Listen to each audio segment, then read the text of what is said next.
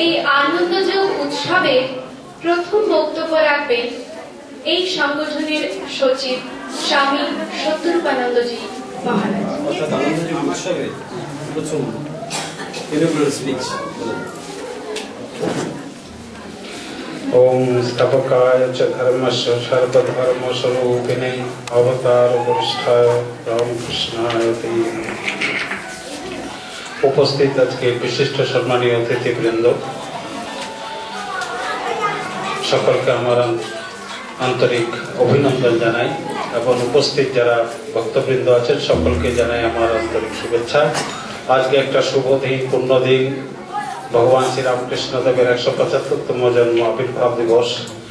সারা বাংলা তথা ভারতবর্ষ এবং সারা পৃথিবীতে আজকে এই মহাপুরুষের জন্ম উৎসব পালিত হচ্ছে। তার সঙ্গে আমাদের গোবরডাঙ্গা রামকৃষ্ণ সারদা সেবাশ্রমে এই অনুষ্ঠান সকাল থেকে আরম্ভ হয়েছে। সকাল থেকে আমাদের মঙ্গল আরতি থেকে আরম্ভ করে বিশেষ পূজা এবং ভোগারতি, সঙ্গীত, ঠাকুরের কথা আলোচনা। এখন আমাদের আজকের বিশেষ অনুষ্ঠান আজকে রাখা হয়েছে যে গোবিজ্ঞানী আনন্দযোগী পঞ্চম বর্ষ উপলক্ষে একটা আনন্দ উৎসব, যেটা আজকে আমাদের কিছুদিন থেকে অশোকনগর, হাবড়া বিভিন্ন অঞ্চলে হচ্ছে। আমরা সকলেই সেই আনন্দযোগে সেই এই আনন্দ উৎসবে সকলে আমরা যোগদান করছি। আপনারা অনেকেই করেছেন, আমিও বিভিন্ন অনুষ্ঠানে সেখানে যোগদান করবার আমারও সুযোগ হয়েছে।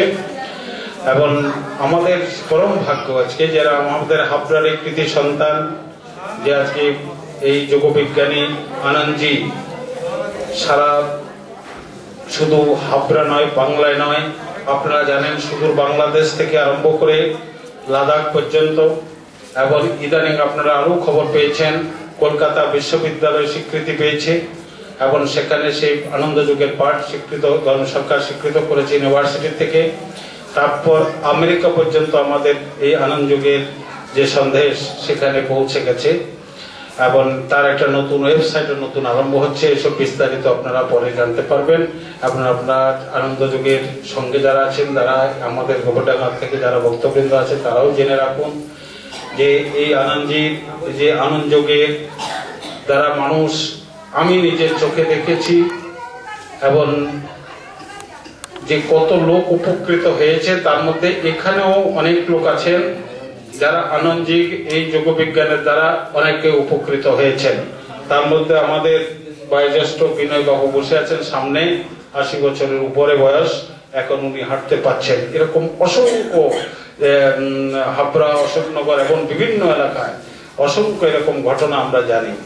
কিন্তু এটা হলো শারীরিক সুস্থতা, কিন্তু সঙ্গে সঙ্গে এই যোগবিজ্ঞান আনন্দজির শারীরিক সুস্থতার সঙ্গে সঙ্গে মানসিক সুস্থতা, মানসিক শান্তি তারা প্রদান করে থাকে এই যোগবিজ্ঞানী আনন্দজি। তার যে উদ্দেশ্য, যে যোগা, অর্থাৎ আমরা জীবাত্মার সঙ্গে পরমাত্মার যোগাযোগ, আমাদের এই শরীর, যেটা এই শরীর দিয়ে আমাদের পরমাত্মা লাভ করা, তার জন্য তার যে যোগক্রিয়া এবং যোগের যে চিন্তা ভাবনা, এটা একটা নতুন উদ্ভাবন, তার একটা সাধনার থেকে এই জিনিসটা পেয়েছে এবং যারা যারা করেছেন তারা যথেষ্ট শান্তি পাচ্ছেন। আমরা এই জন্য দেখেছি আনন্দ প্রেমী যারা, আনন্দ যোগের সঙ্গে যারা যুক্ত আছে তারা সবসময় আনন্দে থাকে, তাদের মুখে সবসময় হাসি। তাদের মধ্যে আরো একটা তার জীবনে লক্ষ্য করা গেছে, তাদের প্রতিটা সময় আমি দেখেছি তাদের মধ্যে আমরা যেটা আজকে হিংসা, বিদ্বেষ, এই সমস্ত তারা ভুলে গিয়ে তাদের একটা প্রেম, প্রীতি, ভালোবাসার বন্ধনে এই আনন্দযোগ যত করছে তাদের মধ্যে প্রেম, প্রীতি, ভালোবাসা, আনন্দ আরো বেশি বেড়ে যাচ্ছে এবং তাদের জীবনে সেটা প্রতিফলিত হচ্ছে। এটাই আমরা এই জন্য এই যোগবিজ্ঞানের এটাই হলো সবচেয়ে বড় মাহাত্ম্য। যাই হোক, আজকের এই শুভ জন্মদিনে, ঠাকুর রামকৃষ্ণের এই শুভ জন্মদিনে আনন্দযোগীর যে যোগবিজ্ঞানী ক্রিয়া এবং তার এটা যেভাবে প্রচার হচ্ছে, আমরা আশা করি আরো অসংখ্য মানুষ এই আনন্দযোগের মধ্যে আঙ্গিনায় আসুক, এসে তারা তাদের জীবনে তারা শান্তি পাক, সুস্থ থাকুক এবং সকলের মঙ্গল হোক, এই বলে আমার বক্তব্য আমি এখানে শেষ করলাম। সঙ্গে আমাদের এখানে বিশিষ্ট সম্মানীয় যারা অতিথিরা এসেছেন, আপনারা আমাদের মিস্টার সারেঙ্গি সাহেব এসেছেন, আর কি জানেন